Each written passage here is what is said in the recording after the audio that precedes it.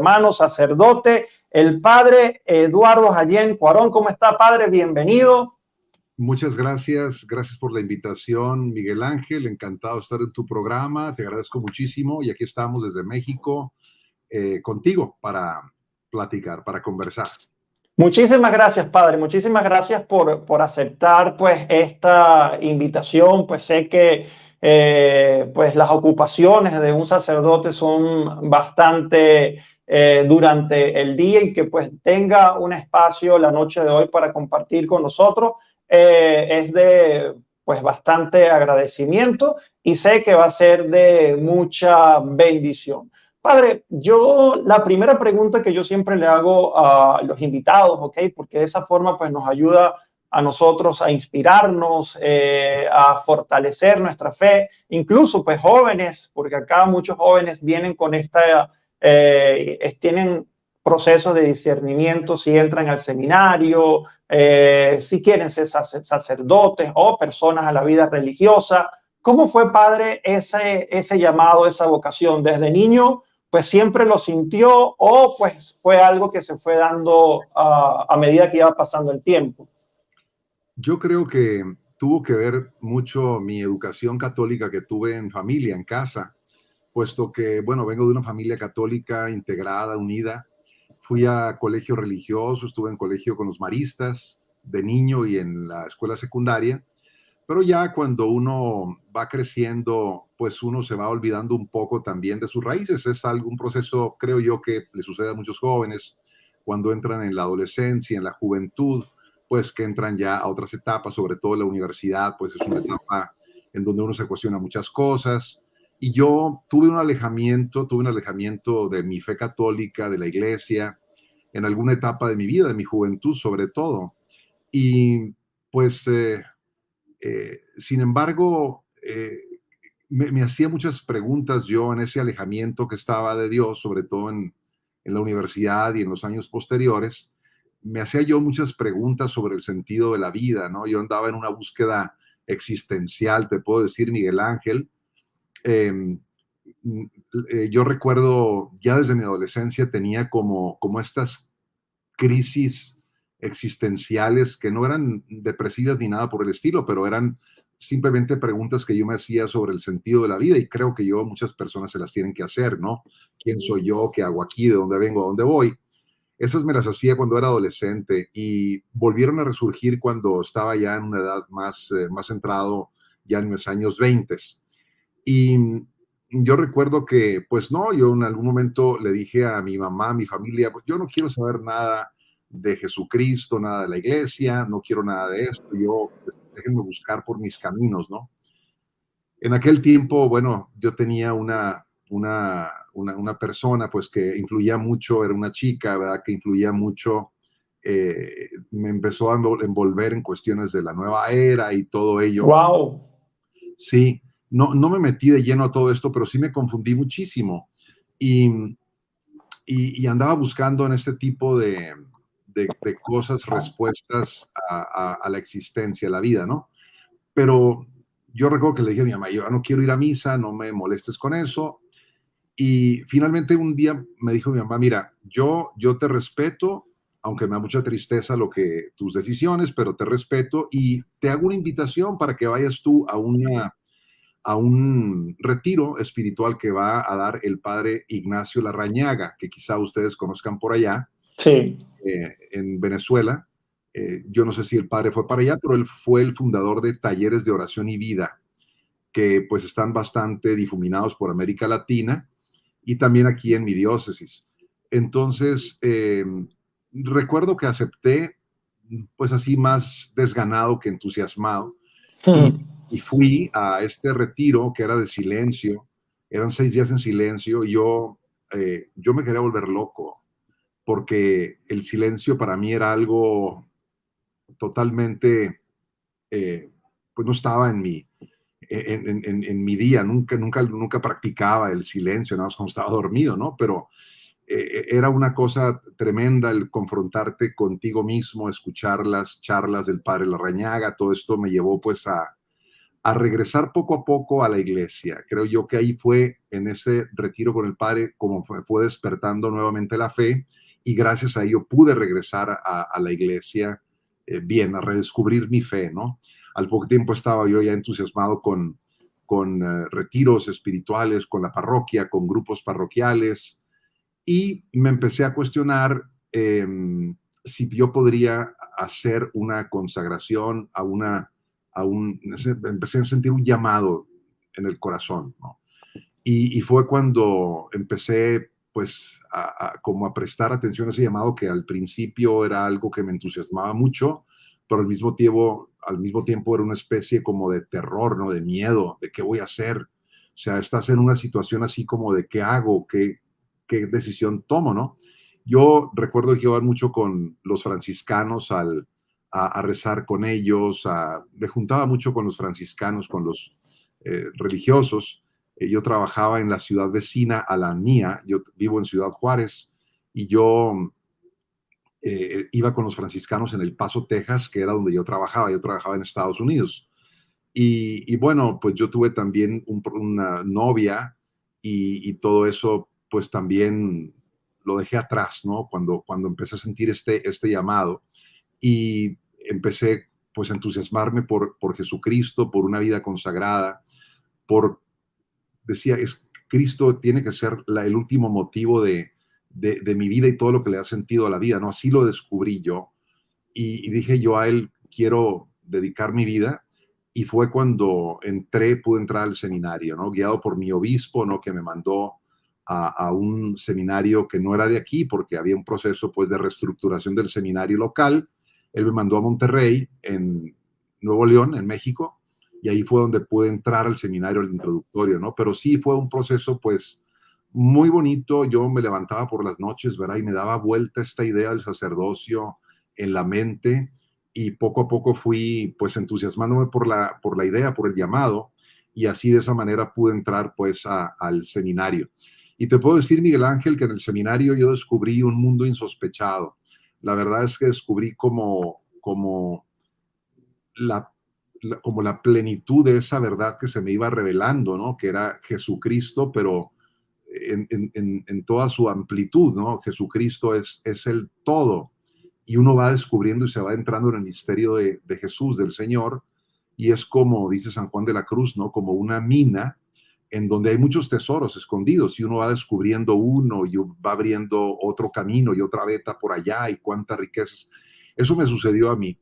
En el seminario yo realmente me entusiasmé por el Señor, por la iglesia, por el sacerdocio, y bueno, pues tuve la fortuna después de ir a Roma después a estudiar, en donde estudié pues en un colegio de seminaristas, porque me mandaron como seminarista a estudiar a Roma. Conocí a sacerdotes de Venezuela, alguno ya es obispo por ahí en Venezuela, que estuvo conmigo, que fue mi compañero de seminario, ¿verdad? Qué bonito. Sí, sí, el Monseñor Basabe. No sé si pertenece pues al episcopado venezolano, pero fue seminarista conmigo allá en Roma en los años 95 al 2000, estuvimos juntos. Y bueno, pues Roma fue también como un descubrimiento de la fe y de la vocación y de la iglesia en su universalidad, pues maravilloso, ¿no? Roma. Y bueno, pues después fui ordenado sacerdote en el año 2000, aquí en mi diócesis de Ciudad Juárez, donde pertenezco. He sido párroco en 3 parroquias, soy ahora párroco de la catedral aquí en la ciudad, en la diócesis, donde ya tengo 10 años sirviendo, pero tengo ya 22 años de ordenación sacerdotal. Muy feliz, me confieso ante ti, ahora soy un sacerdote que me gusta mucho lo que hago, me apasiona mucho el sacerdocio, dar a conocer a Jesucristo, la catequesis, la prédica, me encanta, ¿no? Las confesiones, ver cómo el Señor pues cura, sana corazones, ¿verdad? Y entra en los corazones a vivir, y es algo pues maravilloso que no tiene comparación. Se nota, padre, se nota porque pues cada una de sus palabras y cómo lo expresa, se nota esa alegría que produce pues solamente nuestro Señor y Salvador Jesucristo, ¿ok? Pues antes de seguir con la entrevista, que pues vienen ahorita pues unas preguntas bastante interesantes, pues como vieron en el título, pues el padre también es exorcista, entonces vamos a hablar también sobre este tema del exorcismo, pero pues antes de adentrarnos ya de lleno en la entrevista, como siempre les digo, recuerden darle like, recuerden comentar de qué lugar se están conectando, si le quieren mandar saludos y bendiciones al Padre. De hecho, no le hemos dado la bienvenida como el Padre se merece, así que vamos a darle aplausos virtuales y bendiciones. Así que vamos a escribir todos en los comentarios. Dios te bendiga, Padre Eduardo, bienvenido. Así que vamos a escribir, Dios te bendiga, Padre Eduardo, bienvenido. Y pues mientras tanto, por acá pues hay personas que están saludando, Luz Melida Ruiz, Nancy de Anda, Johnny Delgado también dice, Padre Dios lo bendiga, mañana y siempre. David Crespo, bendiciones, saludos de Carolina del Norte. David es un muchacho que está también pues planteándose entrar en el seminario. Yo creo que si escuchaste esta parte del Padre Eduardo, te va a dar pues aún más ganas de servirle al Señor. Luz Melida dice que buen sacerdote, que es feliz en su ministerio. Dios lo bendiga. George nos dice buenas noches, saludos de Panamá. Planeta Firdun también nos saluda desde Argentina. Y pues mientras todos van saludando y le van dando las bendiciones al Padre Eduardo, le voy a hacer la siguiente pregunta. Padre, ¿por qué quiso ser exorcista? O sea, yo, por ejemplo, vi un documental que creo que es el único de ese tipo aprobado por la iglesia que permitió hacer unas grabaciones de un exorcismo con el fallecido padre Amort y lo transmitió Netflix. Y pues allí, aparte de médicos que entrevistaron, grabaron parte del exorcismo también del padre Gabriel Amort. Y pues hicieron algunas entrevistas y entre ellas estuvo, creo que un obispo de Estados Unidos y le preguntaron si él, por qué no hacía exorcismo y él decía que pues para eso había que ser muy santo, ¿no? Y me llamó bastante la atención, ¿no? O sea, qué humildad pues la del señor obispo de decir eso. ¿Y por qué usted decide entrar a ese ministerio? Bueno, Miguel Ángel, yo desde el principio de mis años de sacerdocio, al principio, yo pude ver que me visitaban personas que estaban pues en situaciones muy complicadas, ¿no? Espiritualmente hablando, decían que Sí. tenían demonios. Me tocó ver algunos casos pues de personas muy heridas y con fenómenos que llamaban mucho la atención, ¿verdad? Por ejemplo, estos desdobles de personalidad o estas segundas personalidades que entraban en la vida de la persona, eh, estos comportamientos extraños que tiene una persona que está realmente atribulada por la actuación extraordinaria del demonio. Entonces me empecé a ocupar de todos estos casos en la diócesis, pero en aquel tiempo, en aquellos años, hace 15, 20 años, pues no había un ministerio prácticamente organizado del exorcismo. Entonces los sacerdotes pues recurríamos a los libros que nosotros teníamos. Por ejemplo, los libros del padre Amort, a quien por cierto conocí. Wow. Sí, en el seminario, cuando yo estuve en el seminario en Roma, tuve la fortuna de conocer al padre Amort en el 95, 96. Yo recuerdo que yo le hice la invitación personalmente, con la aprobación del rector del seminario, le hice la invitación al padre Amort para que viniera a darnos a los seminaristas una conferencia al colegio. Y me tocó ir por él, recogerlo él vivía por San Pablo Extramuros, por allá, él pertenecía era religioso. Y lo fui a recoger, lo llevé al colegio, dio la charla sobre la actuación extraordinaria del demonio y los exorcismos. Y bueno, pues ahí yo creo que también, pues eso me impactó. Y yo dije, bueno, que en ese momento yo no quería ser exorcista, pero dije, estos casos son reales, se tienen que atender. Una segunda charla también lo invité años más adelante, como 2 o 3 años más adelante, a dar la misma charla en el seminario al padre Amort. Y después lo escuché al padre Amort ya como sacerdote en un retiro sacerdotal en Meyugore. Ahí tuve la fortuna de también escucharlo en un retiro para sacerdotes, y uno de los invitados ponentes era el padre Gabriel Amort, y me escuchó. Digo, me tocó escucharlo. Y, y bueno, pues esos fueron así como los antecedentes. Ya en el ministerio, yo empecé pues a recibir estos casos y a atenderlos, pero como yo podía. Es decir, no había una escuela, no había una formación, tenía libros de por aquí, libros de por allá. El padre Forte había sacado un libro, el padre Amorta había sacado varios libros, otros exorcistas italianos también habían sacado libros, en realidad pues uno no sabe bien cómo hacer las cosas, ¿no? Eh, Recuerdo también un seminario que se organizó por parte de la Arquidiócesis de México, sobre exorcismos para sacerdotes. Fuimos muchos, yo también me incluí, pero ya después no tuvo una continuidad, sino que hasta después aparece la Asociación Internacional de Exorcistas con una de sus, bueno, es internacional, ¿verdad? Con sede en Roma o en Italia, y esta asociación tiene un apéndice, una sucursal, digámoslo así, Sí. en México, en la Arquidiócesis de México, y un grupo de sacerdotes nombrados por el señor arzobispo de México empiezan a organizar lo que es la pastoral del exorcismo en la Arquidiócesis de México, o le llaman también pastoral de la consolación. Eh, ya era algo más organizado. La arquidiócesis tenía aproximadamente 10 exorcistas en aquel tiempo, con nombramiento de la parte del obispo, y entonces ellos empiezan a trabajar una formación más seria para exorcistas, dependiendo de la Asociación Internacional de Exorcistas, con sede en Italia. Entonces se organizó un primer encuentro, un primer congreso, digámoslo así, formativo. Publicaron un libro, que son como las líneas básicas, las líneas guía sobre el exorcismo.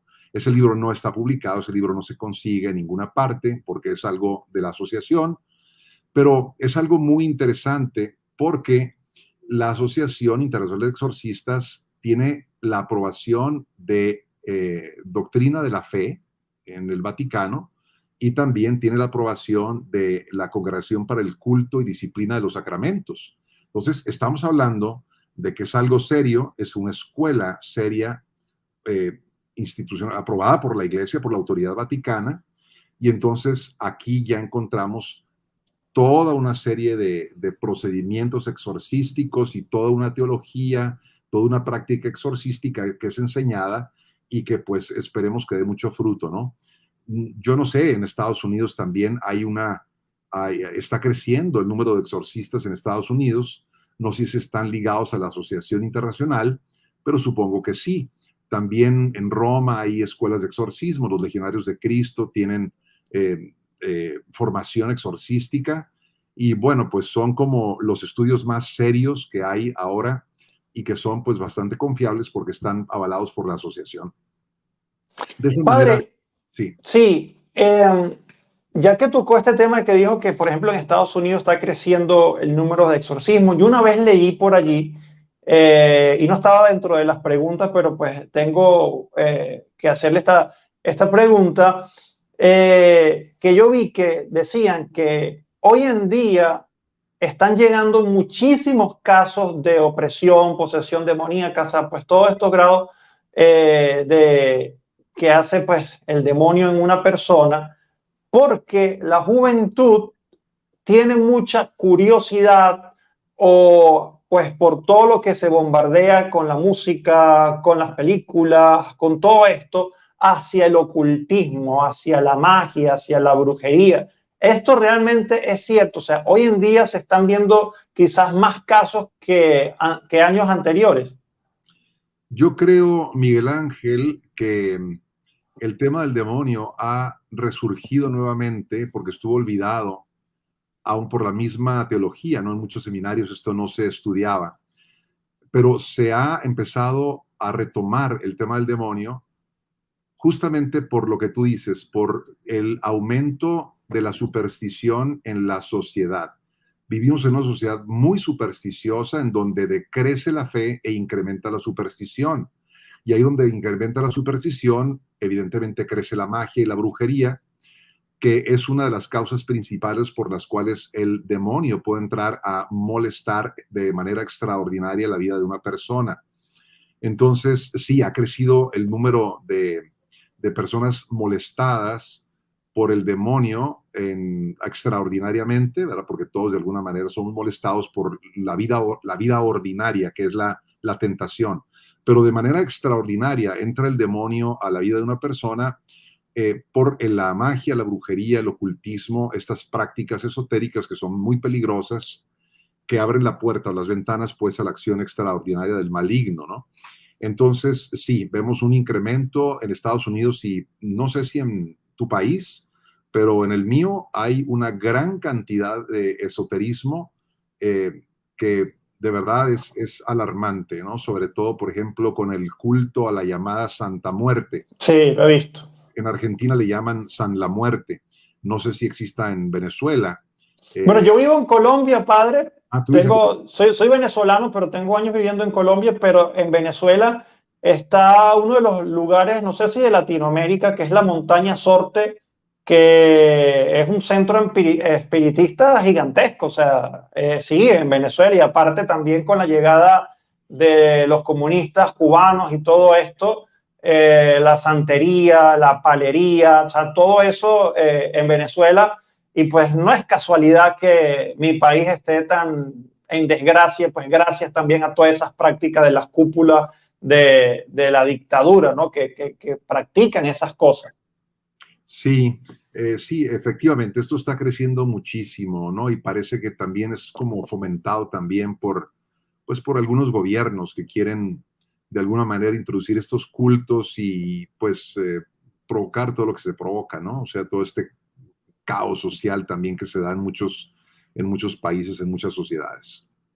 Sí, de hecho, padre, hay gente que pues no le gusta que yo toque temas políticos, ¿no? Pero no es casualidad que pues vemos en estos gobiernos que pues tienden a irse un poco hacia la izquierda, que les gusta como este tipo de prácticas, ¿no? Porque, por ejemplo, el presidente de acá de Colombia, Petro, cuando ganó las elecciones, una de las primeras cosas que hizo fue lo que él llamó una posesión espiritual. Entonces se rodeó de chamanes, que ellos lo disfrazan de cultura ancestral, pero pues sabemos que todas esas hechicerías y brujerías precisamente al Dios verdadero no están invocando, ¿no? Y de igual forma lo vemos en Venezuela, pues no sé, yo creo que en México también, el presidente de México también hace esas prácticas. ¿Por qué usted cree que la política está ligado, padre, con esas cosas también pues del ocultismo? Pues en los ambientes políticos se ve mucho la creencia en brujos, en brujería, ¿no? Eh, lo vemos, por ejemplo, el presidente actual de mi país, en México, inició también su gobierno de esa manera. El día que tomó posesión, hizo todo un ritual con culturas ancestrales del país en donde lo barrieron, lo limpiaron, le hicieron pues ritos de estos indígenas, que son pues prácticas pues que a nosotros nos parecen pues del ocultismo, ¿no? O sea, son ritos paganos. Claro. Vemos también, por ejemplo, en Nicaragua, ¿no? Como la esposa Daniel Ortega. del presidente también, o sea, practica la brujería. Y bueno, vemos como el presidente de Venezuela, Chávez, ¿no? También era un practicante de todo este tipo de cosas, ¿no? Pues tiene que ver mucho, creo yo, con el poder, querer mantener un poder y pensar que el poder les viene por este tipo de prácticas, ¿no?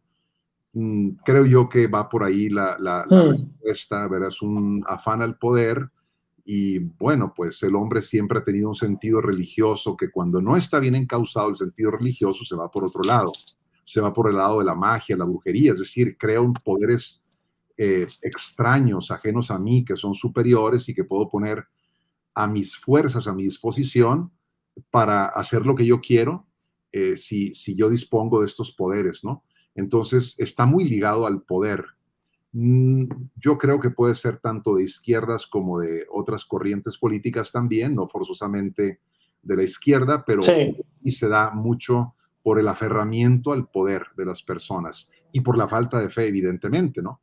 El decir, quiero el poder, pero pues no tengo la fe cristiana. Recordemos también cómo está, pues, en muchos de nuestros gobiernos también metida la masonería y todo ello, y hay una masonería ocultista también que puede estar interfiriendo, ¿no? Así es, así es. Muchísimas gracias, por cierto, a Nancy de Anda porque hizo una donación. Muchísimas gracias. Dios te bendiga, Dios te multiplique. Pues, y las personas que gusten hacerlo lo pueden hacer por los comentarios. Dios te bendiga, Nancy, porque siempre apoyas a este canal. Por acá, Yolanda Araiza dice: qué gusto verlo en esta entrevista, padre. Yo lo conozco, vivo en El Paso, Texas. Aquí por acá una persona que dice que lo conoce. Por acá más personas saludando. Recuerden darle like al video, recuerden compartir de qué lugar se están conectando. Así que eso es súper importante, ¿ok? Una pregunta que acaban de hacer acá, pues la voy a enlazar luego con la tercera pregunta que le voy a hacer al padre Eduardo. Padre, hace poco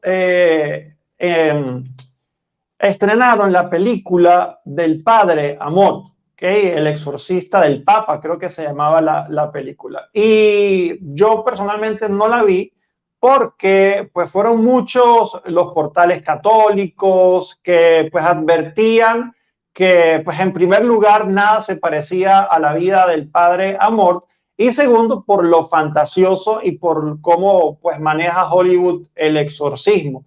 Pero por otro lado, yo he también visto entrevistas y he leído algunos sacerdotes que dicen que, pues, por ejemplo, la película original del exorcista, perdón, pues se asemeja, por lo menos en la parte del rito, a lo que es un exorcismo, pues, en la vida real. Entonces yo le quería preguntar, padre, ¿el Bueno, exorcismo que vemos en las películas tiene que ver o se parece a lo que realmente un sacerdote exorcista hace para liberar un alma atormentada?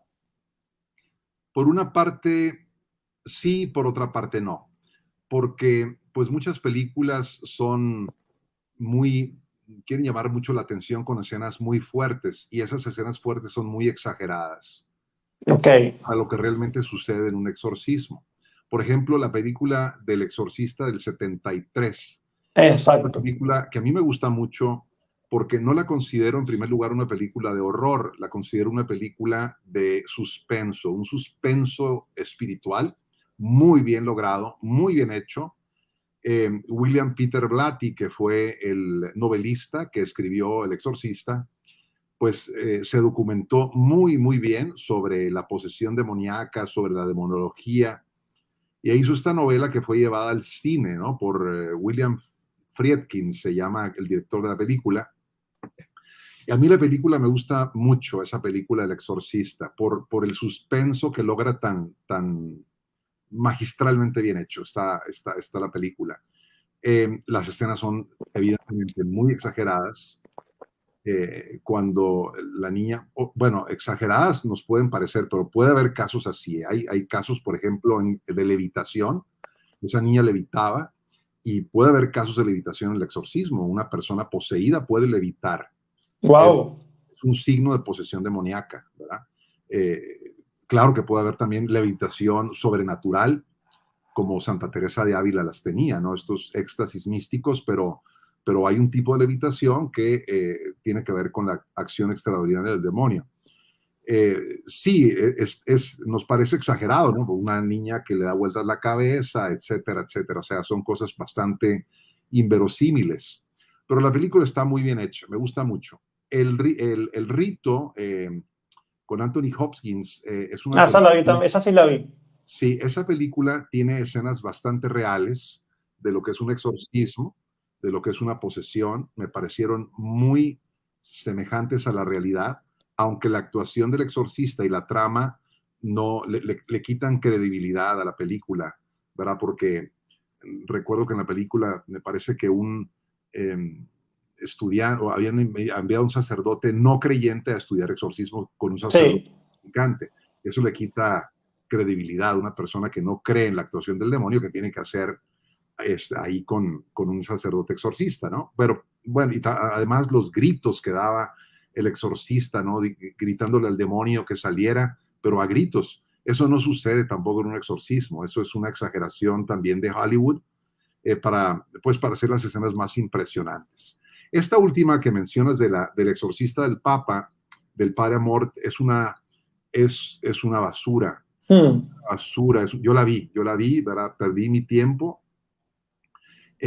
Pero sí, la película es muy, muy mala, o sea, es demasiado el espectáculo que se hace con la posesión diabólica, una cosa grotesca, una cosa totalmente deformada de lo que es el exorcismo. Me pareció malísima, la verdad no la recomiendo a nadie, no, no es una buena película, es una fantasía, una deformidad también de lo que hacen del exorcismo, ¿no?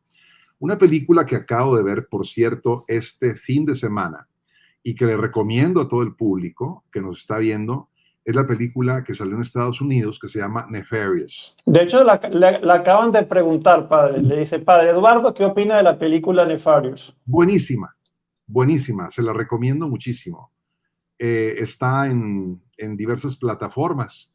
Yo la acabo de ver este fin de semana, me pareció fantástica, me pareció genial. No la considero una película de terror, supera el terror, no porque sea más terrorífica, sino porque la película te pone en contacto con el demonio realmente, o sea, con la actuación del demonio en la vida actual. Eso es lo más interesante de la película a través de diálogos que se dan entre una persona que está acusada de cometer 6 crímenes, una serie de asesinatos y que va a ser condenada a muerte, pero que está poseído, dice que está poseído por el demonio, por Nefarious, que es el nombre del demonio, y por otra parte el psiquiatra que es ateo y que trata de salvar a su, pues a este asesino, ¿no? Que se llama Edward. Entonces, la película por los diálogos es muy intensa, pero muy interesante porque habla de cómo el diablo actúa realmente, qué puede hacer el demonio. Eh, Habla también de todo el plan del demonio para destruir a la humanidad. Y por eso es la película interesantísima, es muy reveladora de realmente lo que es la actuación diabólica en la humanidad, ¿no? La recomiendo ampliamente, Nefarious, la pueden encontrar ahí yo la vi en gloria.tv, pero está también seguramente en otras plataformas. Ok, bueno, la veré, aunque yo, pues, por ejemplo, cuando vi la película del Rito, pasé como una semana allí, pues, con algunas de esas imágenes en la cabeza, ¿no? Y he visto algunos comentarios de esta, pues, que sí dicen que es muy buena, pero pues que también, pues, da cierto, pues, temor para las personas que, pues, tienen algún tipo de sensibilidad, pues, con este tipo Claro, de cine. Padre, claro. el padre Amort, yo vi una entrevista donde pues él hablaba inclusive de objetos expulsados por un endemoniado, ¿no? Inclusive en la entrevista recuerdo que llevó como una caja pues con objetos que él tenía de un exorcismo. Padre, ¿qué, pues si lo puedes obviamente compartir o está permitido compartirlo porque lo desconozco, lo digo porque pues vi esta entrevista del padre Gabriel Amort. Quizás, ¿qué es lo más pues impactante, si lo podemos llamar así, o fuerte que le ha tocado vivir en la acción demoníaca con una persona? Bueno, recuerdo algunos casos que me impactaron. No, no es el mismo patrón el que se vive en cada exorcismo, en cada persona que está poseída, porque son diferentes demonios, diferentes tipos de demonios. Y esto cambia también la acción sobre la persona víctima, ¿no? El poseso. Entonces, recuerdo yo un caso de una persona que invocaban a la muerte en familia, lo hacían toda la familia, invocaban a la muerte, y la muerte venía, o este espíritu entraba en uno de los muchachos y se comunicaba con toda la familia, pero esto lo hacían normalmente, o sea, era para ellos un pasatiempo. Pregúntale, ¿verdad? Vamos a preguntarle ahora a la llamada Santa Muerte, que de santa no tiene nada y que de muerte tiene mucho. Le preguntaban que, pues cosas, ¿no? Que querían saber del futuro, etcétera. Y entraba el espíritu de la muerte sobre el muchacho y el muchacho empezaba a hablar, o empezaba a hablar este espíritu, ¿no? Pero ellos se quedaron muy preocupados cuando el muchacho ya no salía del trance, no podía salir del trance. Se quedaba en un trance y ya no podía salir. Entonces fue cuando asustadísimos recurrieron buscando un sacerdote que les ayudara. Yo estaba en otra parroquia, ya esto fue hace muchos años, y recuerdo que sí, les ayudé a salir adelante porque le hice algunas oraciones de liberación, de exorcismo a este muchacho y se pudo liberar, ¿verdad? Con dos, tres ocasiones en que lo vi, se liberó totalmente. Recuerdo ese caso, pero sí me insultaba, me decía malas palabras, me decía muchas groserías, ¿verdad? Y no podía regresar en sí el muchacho. Recuerdo otro caso también de un muchacho que hizo pacto con el diablo y un día lo trajeron aquí a la catedral. Era un hombre, sí, que venía hablando en otros idiomas, hablaba en latín, hablaba otros idiomas. Wow. Sí, sí, sí. Y bueno, pues también se ponía muy violento, ¿no? Cuando hacíamos el exorcismo. Y bueno, pues son casos que he tenido. No me ha tocado así tampoco cuestiones de levitación, ese tipo de cosas, no, pero crisis fuertes en las personas, algunas sí. Padre, y por ejemplo, ¿cómo lidiar con un sentimiento pues que es humano, que es el miedo? O sea, en esos momentos. Bueno, yo creo que cuando Dios llama a una persona a un ministerio, por ejemplo, el sacerdote, le da lo que se llama la gracia de Estado, la gracia de Estado. Entonces, es una gracia que también tiene el matrimonio, por ejemplo. El matrimonio tiene la gracia de Estado matrimonial, los casados para cumplir sus deberes de casados. Y el sacerdote tiene una gracia especial también que lo ayuda a cumplir con sus deberes sacerdotales. Yo personalmente no tengo miedo porque sé que tengo el respaldo de mi obispo. Y cuando uno se sabe respaldado por el obispo, autorizado por el obispo, eh, uno no debe de tener miedo, porque está en esa autorización que te da el obispo, está toda la iglesia contigo. Estás autorizado para realizar el exorcismo y la iglesia está contigo en ese momento. Yo no hago nada si no es con la autorización del señor obispo. No puedo y no debo. Yo cada caso se lo consulto porque así me lo ha pedido él, que le consulte los casos, que le diga de qué se trata y entonces él me autoriza a hacer el exorcismo, ¿verdad? Hasta ahorita no me ha negado ninguno, porque yo cuando le presento los casos, pues ya tengo que haber pasado a la persona por un discernimiento para ver si se trata realmente de una posesión diabólica, ¿verdad? Pero a tu pregunta respondo, no tengo miedo. Hay algunas ocasiones en que sí me he estremecido, no te digo que no. Claro.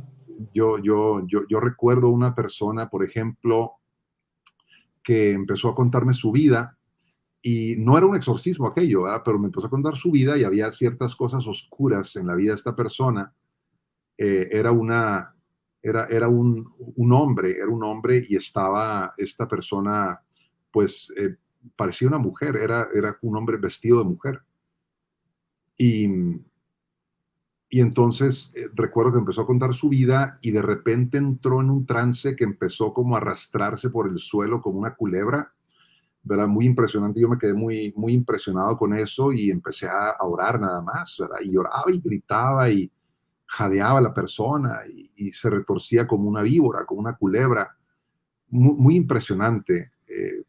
¿Verdad? Me han tocado situaciones así, por ese estilo, en donde sí me ha dado cierto temor o fuerte impresión. Ok, ok, padre. Sí, pero Padre, por ahí alguien, sí, no, pero por lo general no es algo que me dé miedo. Nunca me han golpeado, nunca he sido golpeado por una persona poseída, ¿no? Entonces, pues uno procura también estar en gracia de Dios. Eso es algo muy claro, importante, ¿verdad? Lo que decías, el exorcista tiene que ser santo, pues yo te digo que no hay, probablemente hay exorcistas santos, no lo dudo ni tantito, ¿verdad? Pero sí, el exorcista tiene que tender a la santidad, tiene que caminar por ese camino, ¿verdad? No puede llevar una vida sacerdotal sin oración, una vida sacerdotal que tenga puntos ahí oscuros. No, no, no, no. Uno tiene que ser una persona que esté en estado de gracia y con la autorización del obispo. Creo yo que son dos cosas muy importantes, que la persona sea una persona de oración, una persona que esté en estado de gracia, que ame la propia confesión, confesarse, ¿no? Uno, y con la autorización del obispo son, creo yo, que los requisitos mejores para ser exorcista. Claro, también se necesita pues estudiar ciertas cosas para discernir bien los casos, ¿no? ok, ok, padre. Por ejemplo, ahorita estábamos hablando de películas y pues usted recomendó esta última que acaban de estrenar, pero incluso yo vi en su Twitter algo que usted hablaba sobre las películas de terror, o sea, que las personas que solían hacer este tipo de cosas, pues no estaba bien. De hecho, pues alguien acá pregunta, una pregunta, padre, el que uno vea una película de terror o videos sobre fantasmas que a veces suban en las redes sociales, ¿es malo? O sea, ¿qué puede traer ese tipo de cosas para una persona? Creo yo que no es sano estar mirando tanto tiempo a la oscuridad. Ok, O sea, el ver la oscuridad, el mundo de la oscuridad con películas de terror, pues es alimentar el espíritu con la oscuridad. Y hay personas muy sensibles que a esto les provoca daño. Yo tuve una chica hace un tiempo en donde la familia la trajo, era una chica de 15 años, en donde la familia la trajo y me dijeron, pues nuestra hija está poseída, ¿verdad? Queremos que a ver si le puede hacer el exorcismo. Les dije, bueno, vamos a ver qué es lo que tiene la niña, ¿no? Y ya preguntándole a la chica y a sus papás, pues me di cuenta de que ella estaba obsesionada con películas de terror. Entonces, vio una película de terror que le impresionó tanto que en la noche soñaba estas cosas, soñaba calaveras, soñaba monstruos, soñaba todo, demonios y todo ello.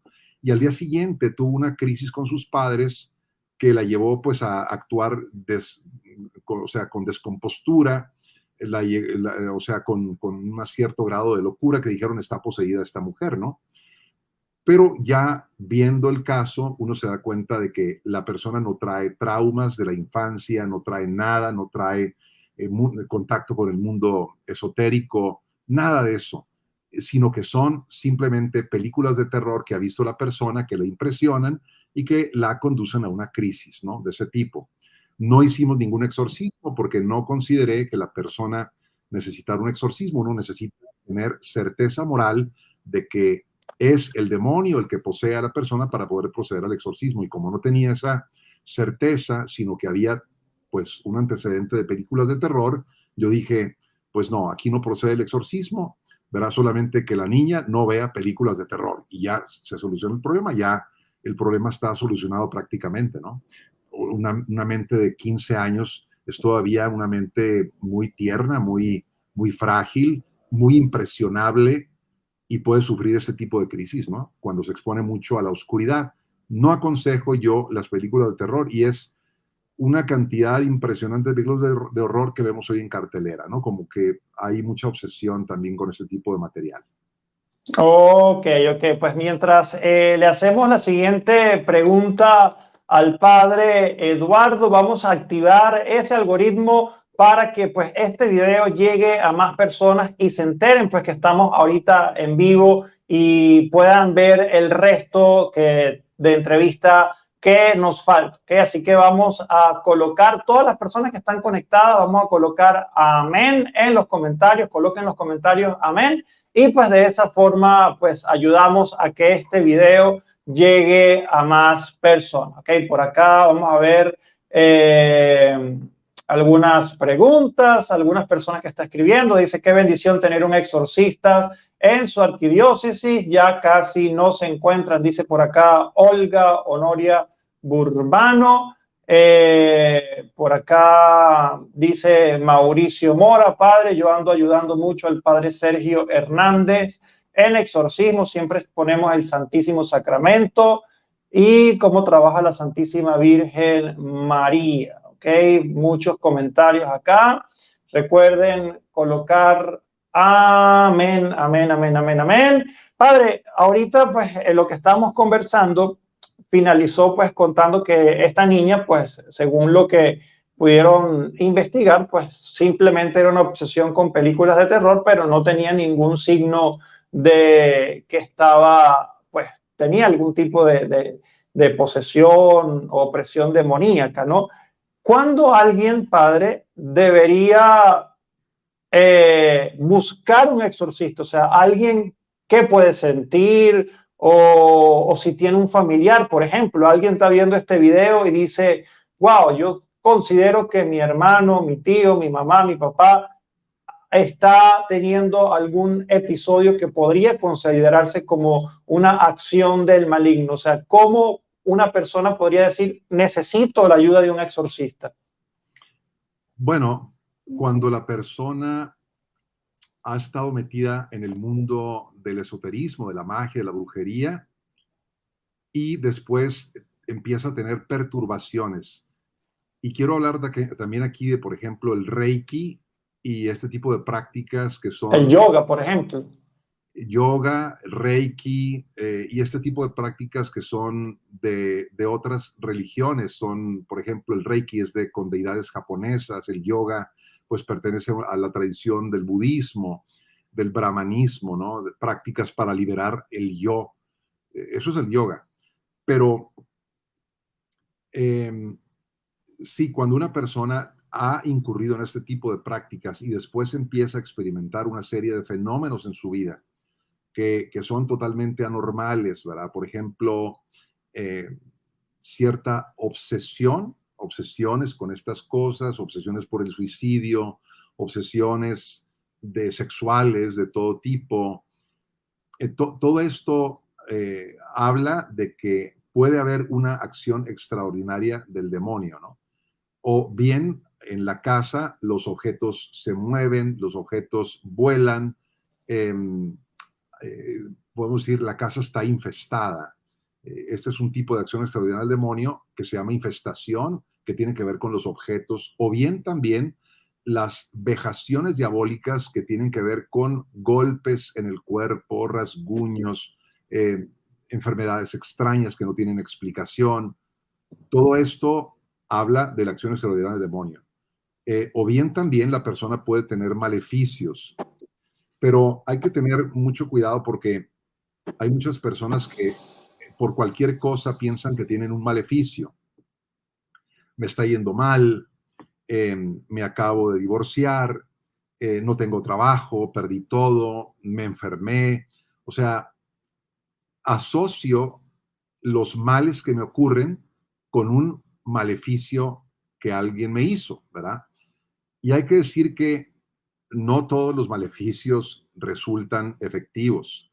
El mundo no se mueve por magia ni por brujería, ¿no? El mundo tiene sus leyes naturales y solamente por una permisión misteriosa de los designios de Dios, el demonio actúa. Lo vemos en el libro de Job, ¿no? Cómo el demonio actúa por una permisión de Dios y su acción está siempre supeditada a el señorío de Dios, ¿verdad? No es libre para hacer lo que sea. Entonces, no pensemos que el mundo se mueve por maleficios, ¿verdad? Tú me caes mal, yo te voy a hacer un maleficio. Aquella me cayó mal, también le voy a hacer un maleficio. Y entonces tú me lo haces a mí, yo te lo hago a ti. Y todo se mueve por maleficios. No vivimos en un mundo como Harry Potter, ¿no? O sea, no, el mundo no es así. El mundo tiene sus leyes naturales, pero yo no descarto, no se descarta, de hecho, que el maleficio, que ciertos maleficios, trabajos de brujería tengan su efecto, tengan su acción, porque es invocar fuerzas oscuras, fuerzas ocultas para que se haga lo que yo quiero. Eso es el maleficio, ¿no? Voy con un brujo a que haga ese tipo de rituales para dañar a otra persona, o bien, no solamente para hacer daño, sino también yo quiero un bien supuesto para mí. Por ejemplo, quiero que esa chica se fije en mí. Yo me quiero casar con ella y quiero hacer brujería para que eso ocurra. Eso es también lo que se llama magia blanca. Pero aquí la magia es la magia, y todo tipo de magia, sea negra, blanca, roja o lo que sea, tiene que ver con acción del demonio. Entonces, no hay brujería buena o brujería mala. Toda brujería, toda magia es mala, porque tiene que ver con la acción extraordinaria del demonio, ¿no? Entonces, me perdí un poco, Miguel Ángel. A ver, recuérdame cómo iba tu pregunta. No, no, o sea, precisamente pues era eso, o sea, de cómo alguien Sí, podría sí, sí. pues Recurrir al exorcismo. considerar, ¿no? Buscar la ayuda de un exorcista. Sí, exactamente, sí. Cuando una persona pues tiene todo este tipo de síntomas, de molestias, que pueden ser la infestación, que pueden ser la obsesión, o puede ser la vejación, que es también en el cuerpo, propio cuerpo, y también la posesión, es decir, ya una persona que está actuando con una personalidad que no es la suya, em, que entra en trance y que después abandona el trance y vuelve a ser ella otra vez, ¿verdad? Entonces, ocurre este tipo de fenómenos también. Cuando esto ocurre, todo esto ocurre, pues hay que ir a un exorcista. Ahora, muy importante también aclarar, Miguel Ángel, que eh, el exorcista, para proceder al exorcismo, tiene que tener la certeza moral de que la persona tiene una acción extraordinaria del demonio. Y es lo más difícil que hay, el llegar a esa certeza moral. No es la certeza absoluta, es una certeza moral. Entonces, para eso también hay que enviar a la persona con el médico. Claro. El exorcista no puede proceder así nada más, tiene que también tener un respaldo de un psiquiatra, de un médico que esté tratando a esta persona, al enfermo o a la víctima, para que dé también su parecer, su veredicto, porque muchas veces no son problemas espirituales, son problemas de la mente, son problemas de falta de algún químico en el cerebro, algún daño Sí. cerebral, y es necesario que un psiquiatra dé un diagnóstico para poder tener una certeza. Así es, padre. Por aquí Luz Melida Ruiz, y quizás esa sea una pregunta que muchas personas se hacen, dice, padre, ¿y qué se debe hacer cuando en una casa sienten que hay un fantasma, cuando uno se levanta de noche, siente que hay algo, una presencia? O sea, ¿qué deben hacer las personas que pues sientan ese tipo de cosas, ruidos, cosas en su casa? Puede tratarse de dos cosas. Puede ser un fenómeno que tenga que ver con el demonio, puede ser lo que se llama una infestación diabólica, puede ser, no es siempre, hay que investigarlo, ¿no? Cosas que se mueven, objetos que se caen, etcétera. O puede ser también un alma del purgatorio, ¿verdad? Porque las almas del purgatorio, por alguna permisión divina, pueden también manifestarse en el mundo de nosotros, los seres humanos. Y por lo general esas almas del purgatorio, como vemos, por ejemplo, en el caso de María Sima, que fue una campesina austriaca que tuvo muchas visiones del Sí, purgatorio, una mística. una mística del purgatorio, ¿verdad? Y otras también, pues que pidan oraciones, pidan sobre todo la celebración de la Eucaristía, para que estas almas sean liberadas, ¿no? O sea, Dios permite esto también para llamar nuestra atención hacia esta otra parte de la iglesia que necesita nuestra oración, que es la parte de la iglesia purgante. Ok, Pueden ser cualquiera de estos fenómenos, ¿verdad? O también, recordemos, puede ser algo que se llama sugestión mental, que hay que también sí, discernir, ¿verdad? Por ejemplo, hay personas que pues ya ven cosas, la mente es tremenda, ¿no? Cuando hay sugestión, puedo ver cosas que no existen, ¿no? Creo todo este tipo de fantasmas que son realmente inexistentes, ¿no? Sí, yo recuerdo, padre, como una anécdota. Una de las primeras veces que yo vine acá a Colombia, fui a visitar a la que era mi novia, que hoy en día es mi esposa, y Sí, pues vivían como en un campo, ¿no? Y en esos campos pues siempre tienen como esas leyendas, ¿no? Que si la Llorona y todo este tipo de cosas que en todos nuestros países pues existen este tipo de mitos y leyendas, ¿no? Y claro, yo me fui a dormir como con esas cosas y esos cuentos que habían pues allí contado en las reuniones familiares. Y pues yo me fui a dormir y comencé a escuchar un ruido, un ruido, un ruido, un ruido que toda la noche la pasé rezando con miedo porque yo decía, pero ¿por qué? ¿Qué es lo que está sonando, no? Y luego, pues me entero que era como una especie de lagartija, de lagarto que pues hace como ese ruido y yo estaba pensando que eran fantasmas y que eran cosas y eso puede suceder a muchas personas. exactamente, sí. Cuando una persona tiene una sugestión mental, eso es lo que sucede. Magnificamos, imaginamos y nos aterrorizamos, ¿verdad? Con esas imaginaciones, pero en realidad son simplemente, pues, fantasmas que no existen. Ok, bueno, por acá Luz Melida dice, lo sienten todos en la casa. Pues yo creo que ya ahí sí tendrían que buscar a algún sacerdote, ¿cierto, padre? Sí, hay fenómenos en donde toda la familia lo experimenta, ciertas apariciones o manifestaciones.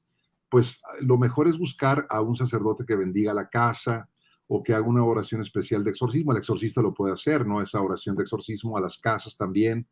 Eh, el ritual del exorcismo tiene un apéndice para hacer ciertas oraciones que no son el exorcismo mayor, pero que son oraciones de exorcismo sobre las casas y los lugares de los fieles.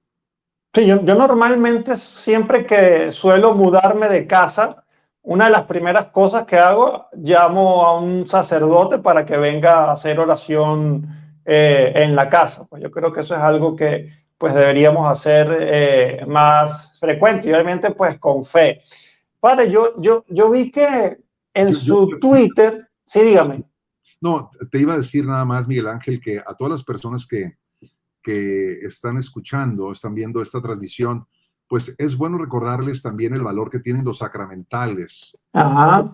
como signos de protección para todos nosotros, ¿no? Recordemos que Dios se ha manifestado en Jesucristo con su encarnación y gracias a la encarnación tenemos los sacramentos, que son canales donde nos llega la gracia, pero también tenemos los sacramentales, que son estas bendiciones, principalmente las bendiciones, por las cuales también Jesús sana y protege, cuida a su pueblo.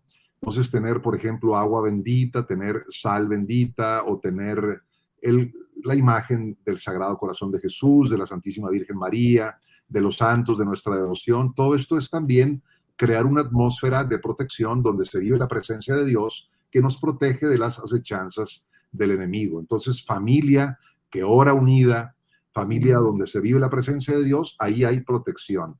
Tenemos menos protección cuando no estamos bautizados, cuando no tenemos una vida sacramental, una vida de fe, una vida de oración, entonces me encuentro a merced de todo tipo de tentaciones y es donde el demonio, por la acción ordinaria, que es la tentación, puede llegar fácilmente a mi vida. Padre, ¿qué desierto hay? Yo no recuerdo dónde fue que lo leí, que decían, un exorcista pues reveló que en un exorcismo pues el demonio le dijo que temía más a la Santísima Virgen María que al propio Jesucristo y eso pues hay veces que la gente como que cayó muy mal ese tipo de afirmación, pero él lo que decía era que pues el demonio tenía ese rechazo y ese sentimiento porque era una criatura que lo derrotaba. ¿Qué tan cierto hay en esa afirmación de este sacerdote o si fue pues un invento de internet o si es así? Porque yo he escuchado que dicen que el Santo Rosario es un arma poderosísima contra el enemigo. Sí, yo por lo general empiezo los exorcismos con el rezo del rosario. Ok, Siempre lo hago, siempre, siempre. Yo no trabajo solo, yo tengo un equipo de auxiliares que me apoyan, me auxilian cuando ejercemos este ministerio. Entonces, el recurrir a la Santísima Virgen María, yo veo que tiene un poder especial. Yo no quiero decir que ella supera a Jesucristo, por supuesto que no. El demonio sabe claro. que Jesucristo es Dios. Reconoce que Jesucristo es Dios, pero abomina a la Virgen María y siente terror justamente porque es una criatura la que Sí. tiene un poder que Dios le ha dado para que el demonio sea pisado. Es la mujer que pisa la cabeza de la serpiente, ¿no? Como Dios le dijo al diablo en el Génesis, ahí después del pecado, ¿verdad? Ella pisará tu cabeza. Entonces, el que Dios le haya dado ese poder a la Santísima Virgen María, pues es algo que abomina y aborrece y odia Satanás, ¿verdad? Sabemos que al que más aborrecerá siempre será a Dios, ¿verdad? Porque Jesucristo es Dios, pero la Virgen tiene un poder especial, ¿verdad? En los exorcismos. Ok, sí, por acá nos dice Natalia Sosa, dice que el Padre Amor precisamente dijo eso, que es porque era humana, porque es criatura, pues el Porque demonio es criatura. siente eso. Padre, yo vi que usted colocó hace recientemente en uno de sus tweets, corríjame si no es así, que estuvo hace poco en un curso para exorcistas, ¿ok? Esos cursos los realizan en qué parte, en Roma, en su país. ¿Y quién puede acceder a esos cursos de exorcistas? ¿Son solamente reservados para sacerdotes o hay laicos que pueden participar de estos cursos? Los cursos son reservados solamente para exorcistas, sacerdotes exorcistas, Ok, sacerdotes que tengan nombramiento de su obispo para ejercer el ministerio del exorcizado. Son las personas que van a estos cursos. Hay sacerdotes que están interesados, que no son exorcistas y que pueden acceder también al curso básico. Pero ya, por ejemplo, el curso de un nivel más avanzado, solamente pues son admitidos los sacerdotes que tienen el nombramiento de exorcistas. Y hay también otros cursos que son para auxiliares del exorcista. Cursos para auxiliares. Van laicos, pero son laicos que son escogidos por los exorcistas para que sean sus auxiliares, los que apoyen el exorcismo, ¿no? Entonces no va tampoco cualquier persona, cualquier laico, sino alguien que esté nombrado por el mismo exorcista. ok. Y en esos cursos, padres, generalmente, pues, ¿qué temas o qué cátedras se dan? O sea, casos o...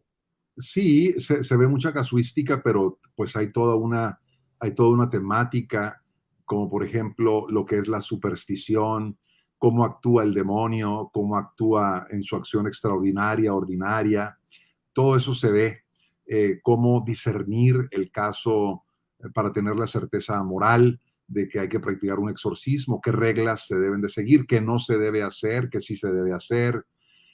Yo tomé el de segundo nivel, que ha sido el último, y ese, por ejemplo, trae como contenido los exorcismos en los santos padres de la iglesia, o la exorcística en los santos padres, demonología y exorcística en los santos padres, que es interesantísimo porque se ve en ese curso los exorcismos en los primeros años en la iglesia primitiva, los exorcismos en San Cipriano, San Agustín, eh, también lo que es la filocalia, cómo son los exorcismos en las iglesias en la iglesia ortodoxa, el exorcismo de San Buenaventura, en Santo Tomás, en fin, se ven una serie de autores, de sabios, doctores de la iglesia o santos padres que han profundizado este tema y nos comparten sus conocimientos. No es fácil ciertos autores tienen su complejidad. Por ejemplo, San Buenaventura es muy complejo, también Santo Tomás de Aquino, pero bueno, para entender todo esto hay que estudiar o tener nociones al menos de metafísica para poder entender, por ejemplo, cómo un ángel actúa.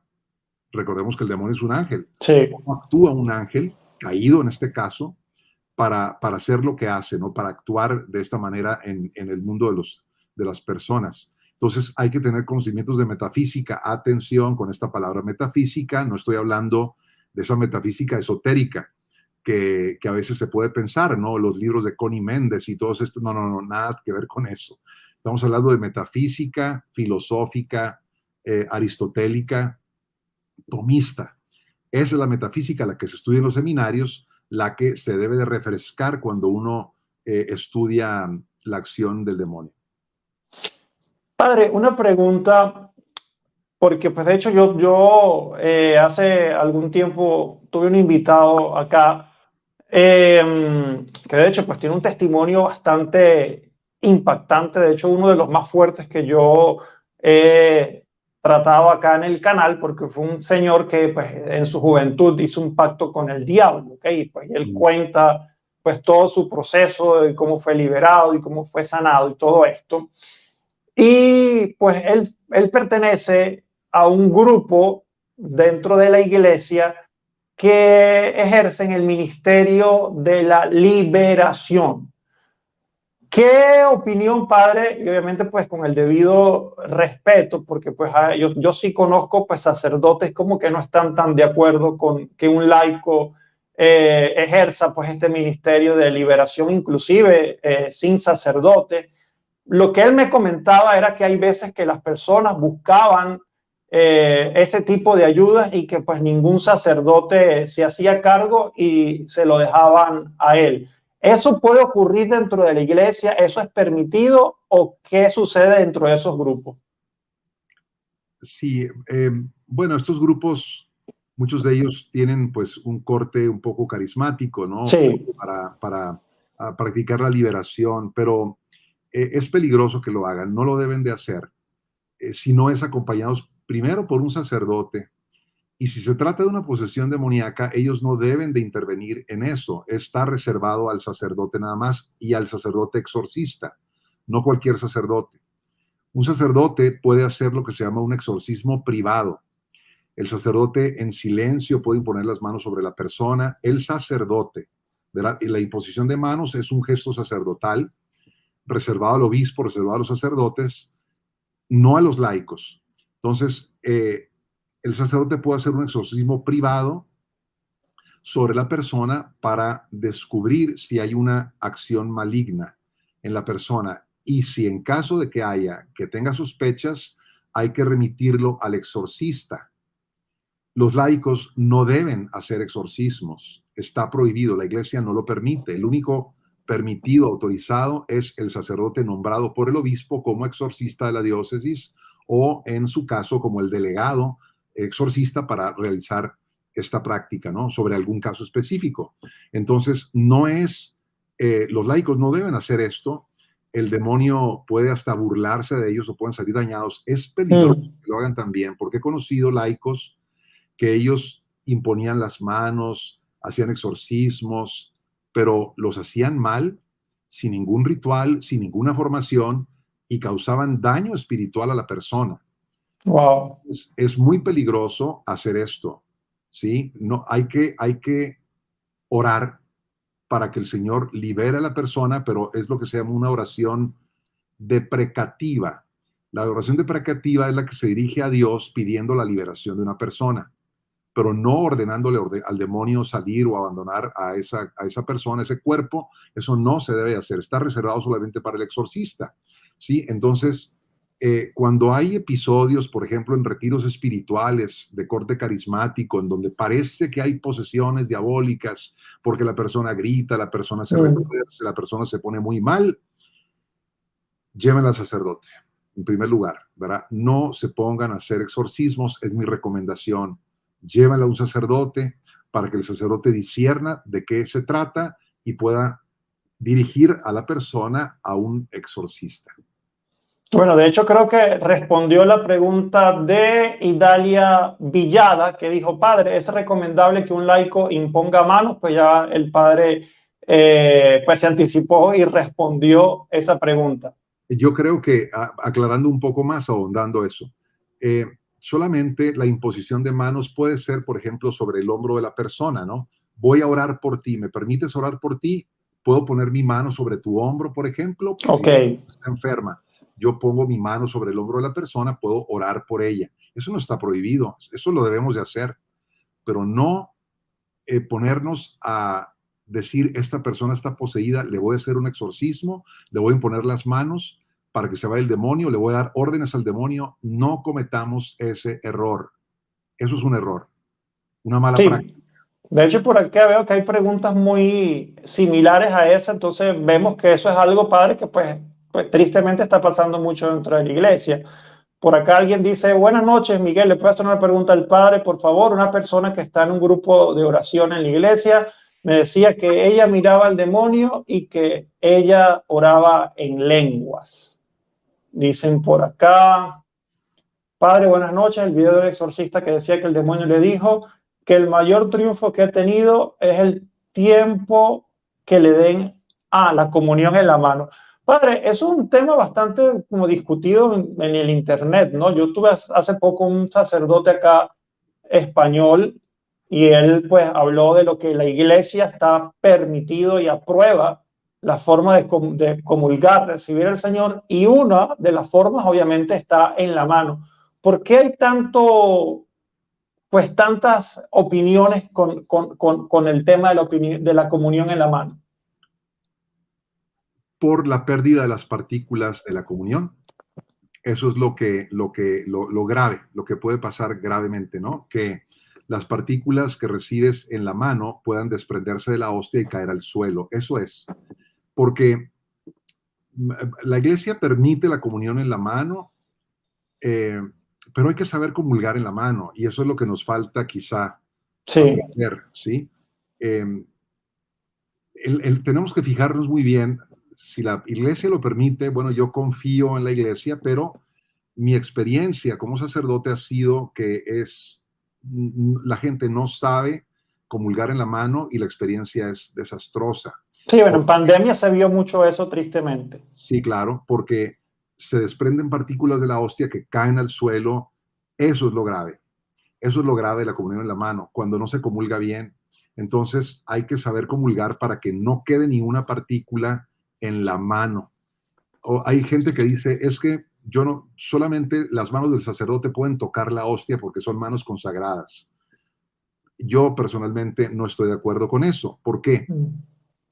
Porque aunque es cierto que el sacerdote tiene sus manos consagradas, pero tú que lo vas a recibir, pues tampoco tienes tu boca consagrada, no Claro. tienes tu lengua consagrada, no tienes tu esófago consagrado, no tienes consagrado nada y lo vas a recibir, ¿sí?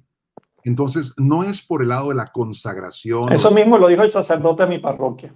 sí, claro, no es por ese lado en donde está el peligro de la comunión en la mano. El peligro de la comunión en la mano es la pérdida de partículas en el suelo.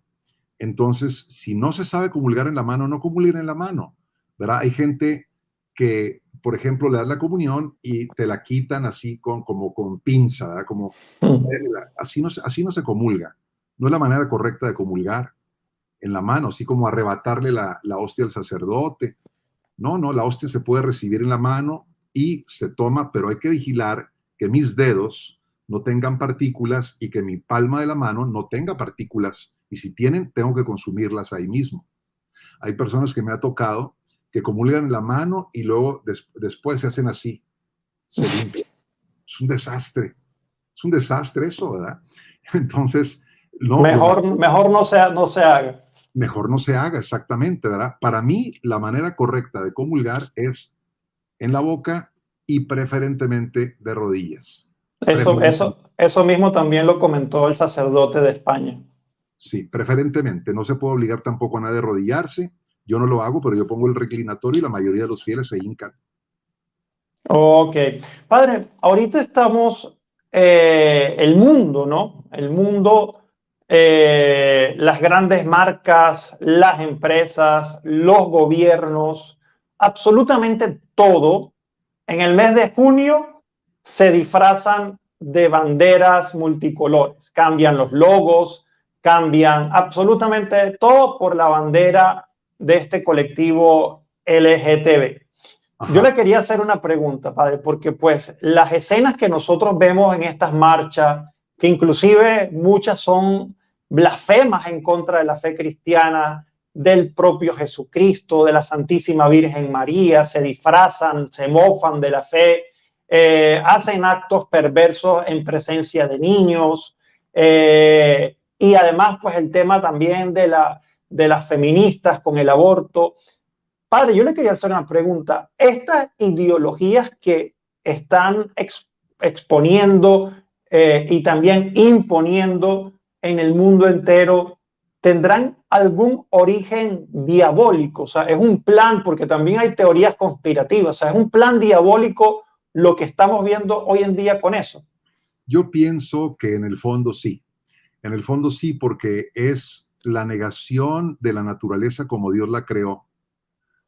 Es decir, la ideología de género es la negación de la naturaleza creada por Dios, totalmente la falta de respeto a la naturaleza, a la obra de Dios, a la creación de Dios, es negar mi propio ser, mi propia identidad y obedecer a este querer ser lo que yo quiero ser, no lo que Dios quiere que yo sea. Dios me creó varón, Dios te creó mujer, y esa es nuestra naturaleza y ya está nuestra libertad. Podemos ser libres dentro de esa naturaleza creada, pero no podemos ser libres fuera de la naturaleza. No podemos transgredir nuestra propia identidad sexual, ¿no? Entonces es un atentado a la obra de Dios y creo yo que ese el non serviam de que se escuchó en los albores de la creación, cuando se rebeló Lucifer contra Dios, Dios. ahí empezó una negación de lo que es mi naturaleza, que he sido creado para alabar a Dios, y me deformé totalmente, o el demonio se deformó más bien, de ser un ángel a ser un demonio, ¿no? Entonces, estamos pareciéndonos con esta ideología de género, cada vez deformándonos más como seres humanos. Nos estamos convirtiendo en algo que no somos y que no queremos ser. Negamos nuestra propia naturaleza y esto no puede tener origen más que en esta rebeldía contra Dios, al no aceptar la manera en que Él nos hizo. Y el tema del aborto, padre. El tema del aborto es terrible, ¿verdad? Porque el tema del aborto es matar al ser humano más inocente de todos, y esto no puede tener origen nada más que en el mismo Satanás, que quiere la misma destrucción de la persona humana. Entonces, recordemos cómo antiguamente, por ejemplo, en México, en lo que era Mesoamérica, se hacían sacrificios humanos. Sí. Se sacrificaban a las personas, ¿verdad? Para entregarlos a dioses paganos.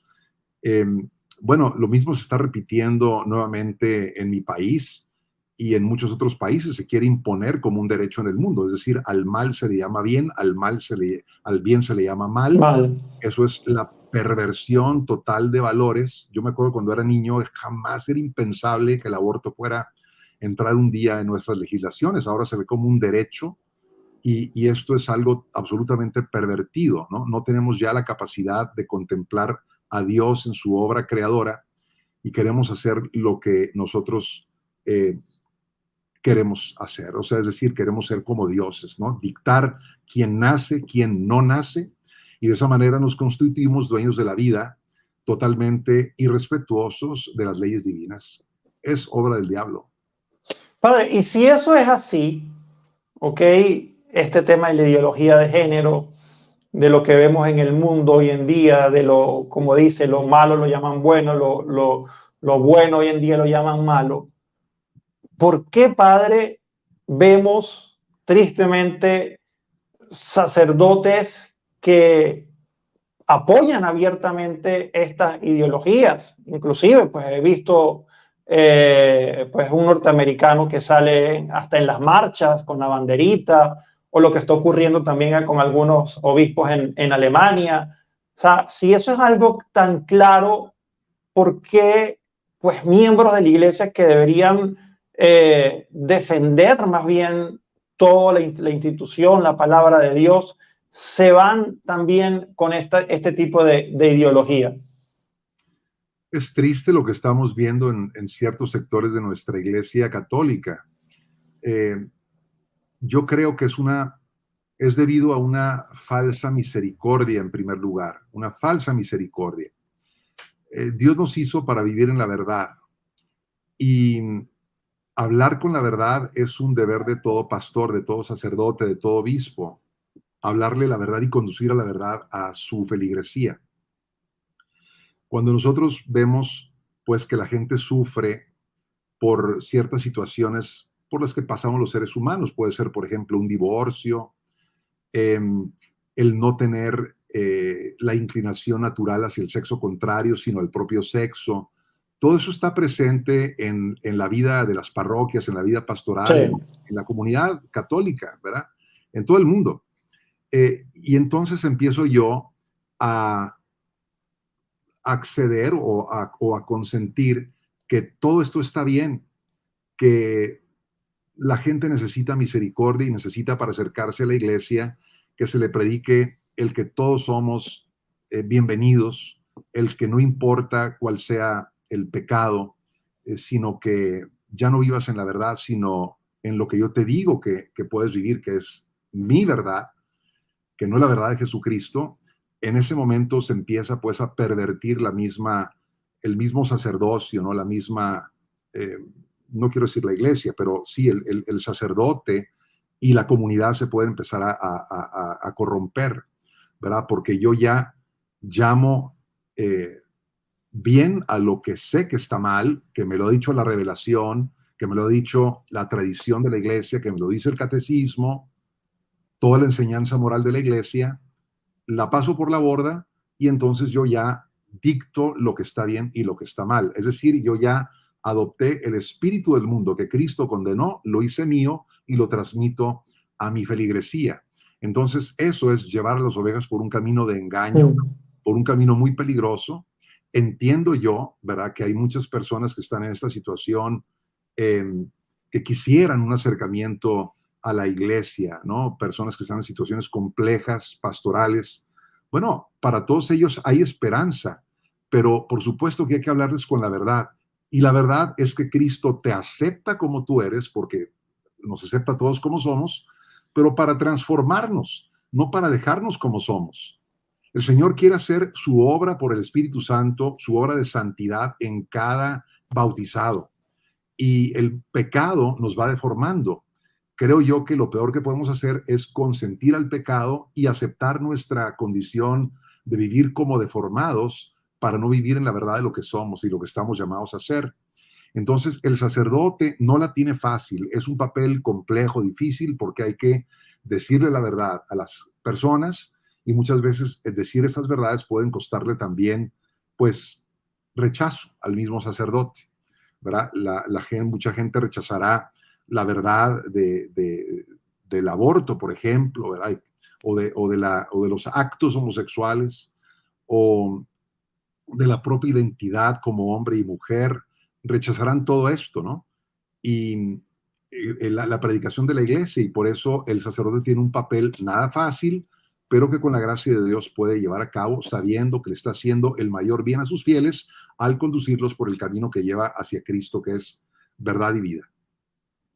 Y mucha oración, hay que orar mucho por todos nuestros sacerdotes, por nuestros obispos, por el Papa Francisco, que también pues también es muy atacado dentro y fuera de la iglesia, así que pues mucha oración por el Papa y por todos nuestros sacerdotes y obispos. Padre, ya para finalizar esta pregunta, pues creo que todos también pues estarían interesados en conocer. ¿Cómo podemos protegernos de la acción maligna del demonio? Bien, creo yo que primero tenemos el bautismo estamos bautizados, somos hijos de Dios y eso ya es una protección. Hoy se ve que mucha gente bautiza muy tarde a sus hijos. Ujú. Yo en las primeras comuniones cada vez recibo más niños que no están bautizados y les pasa seguramente a muchos sacerdotes párrocos. Entonces, protegen a sus hijos con el bautismo. No es algo mágico. El bautismo es una gracia especial, es un don que se recibe de Dios que nos incorpora a Jesucristo y tenemos más protección. De hecho, el bautismo trae un Mm. exorcismo menor, el bautismo. Entonces, esa oración protege a la persona, pero también se trata de que el bautizado vaya creciendo en su fe, en su esperanza, en su caridad, que son los regalos que Dios nos hace cuando somos sus hijos, ¿no? Entonces se trata de que se cree una atmósfera en familia en donde pueda crecer la persona en la fe católica. Si los padres llevan a sus hijos a la oración, a la iglesia, lo van introduciendo poco a poco en la comunidad, que sepa quién es el párroco, el papa, los feligreses, van a misa, los padres con niños chiquitos vayan a la iglesia, vayan a misa, no lo saquen, ¿verdad? No, no, es que está muy Mm. chiquito y llora mucho, no. Los niños ya van aprendiendo poco a poco que la iglesia es su casa, es su hogar, que pertenecen a una familia mayor que es la comunidad de la iglesia católica, ¿no? Entonces hay que introducir a los hijos a la fe, despertarles la fe y tratar de que la fe se viva con alegría dentro del hogar. Muy importante eso, ¿no? Que se viva con alegría, que sea una fe que entusiasme a los padres realmente. Algo que terrible que pueden hacer los padres es: yo me desentiendo de la fe, no la practico, ahí que la iglesia le enseña a mi hijo lo que va a ser la fe, lo voy a llevar a hacer su primera comunión, pero yo no me involucro en ese proceso educativo. No, eso es lo peor que pueden hacer. Lo mejor que pueden hacer es que la fe se viva en casa, los padres sean los primeros educadores en la fe de sus hijos y la iglesia o la parroquia es un apoyo a la fe de los padres, ¿no? También le da los sacramentos, le da la palabra explicada, la comunión, todo ello, pero principalmente responsabilidad de los papás.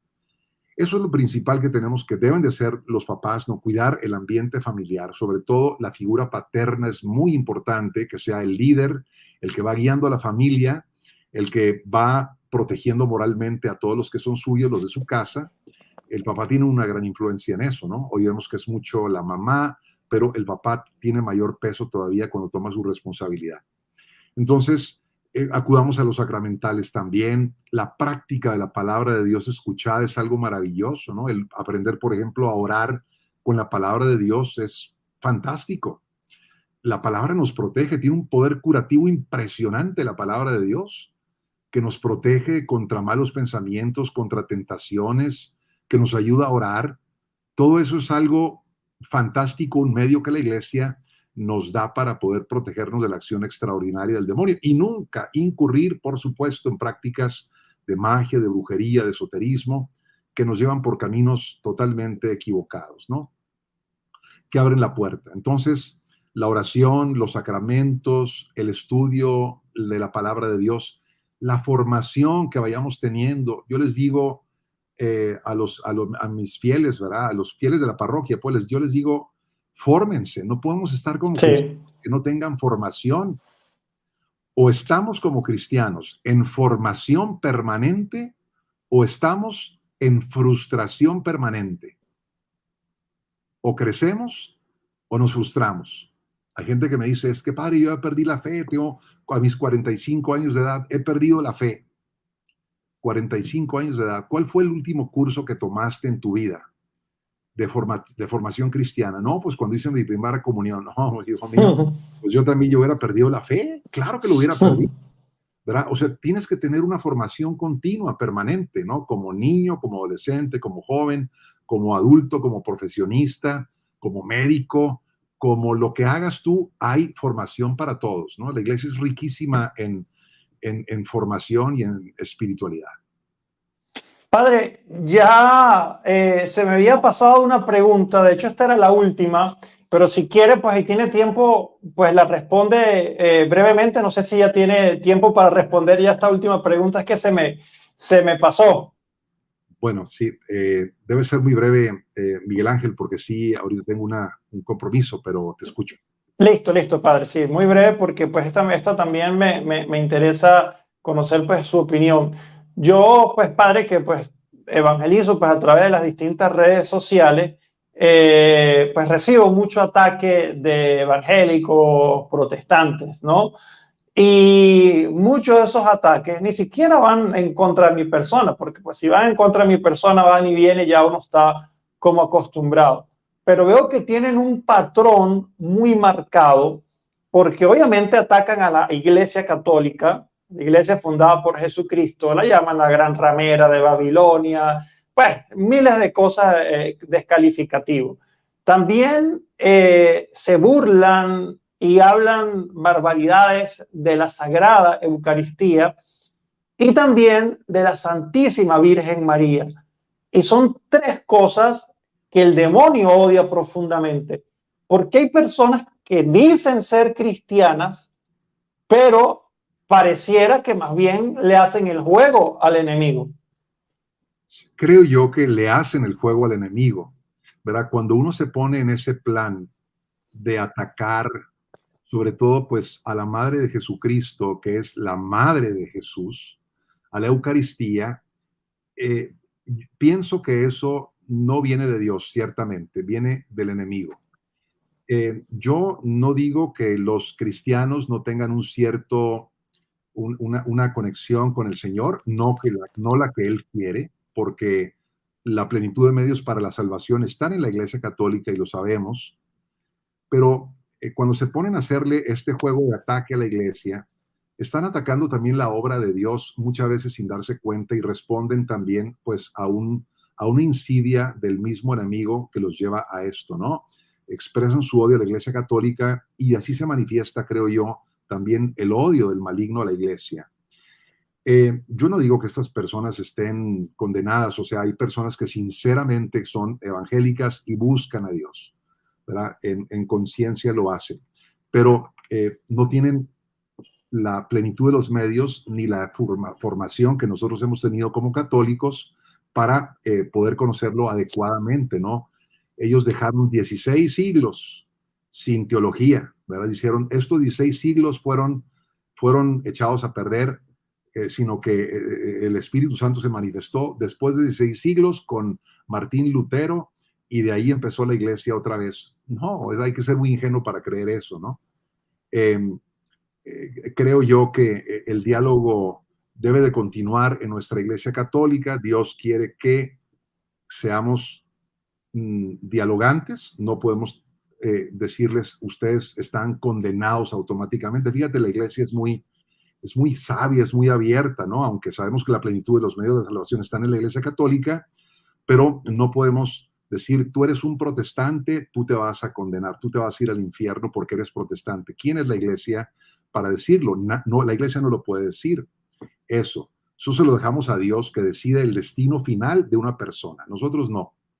Pero sí tenemos que ser personas que inviten al diálogo a nuestros hermanos, ¿verdad? Que creen en Cristo, pero que no son católicos, para que ellos puedan descubrir la plenitud de la revelación de la verdad en la fe católica, que es la plenitud de la verdad. Entonces, sigamos orando por la unidad de toda la iglesia y sí sepamos pues que hay ciertos ataques que no vienen más que del enemigo, que se manifiestan, pero pues hay que orar, ¿verdad? Por ellos y también para que sepamos evangelizar y presentar siempre de una manera más adecuada nuestra fe católica. Wow, padre, muchísimas gracias. Gracias por su tiempo. Gracias por cada una de sus respuestas. De verdad que pues se nota que es una persona que ama su ministerio y que pues quiere transmitir pues todo lo que día a día hace el Señor con su vida y obviamente para con nosotros. Padre, estas puertas acá están completamente abiertas para dialogar, para conversar en otra oportunidad. Acá pues tiene un hermano venezolano en Colombia, así que pues acá siempre vamos a estar orando por usted y por todos los sacerdotes. Muchísimas gracias, Miguel Ángel, por la invitación, por esta conversación. Quedé encantado. Gracias a todo el público que ha escuchado, que ha seguido esta transmisión y una bendición para todos.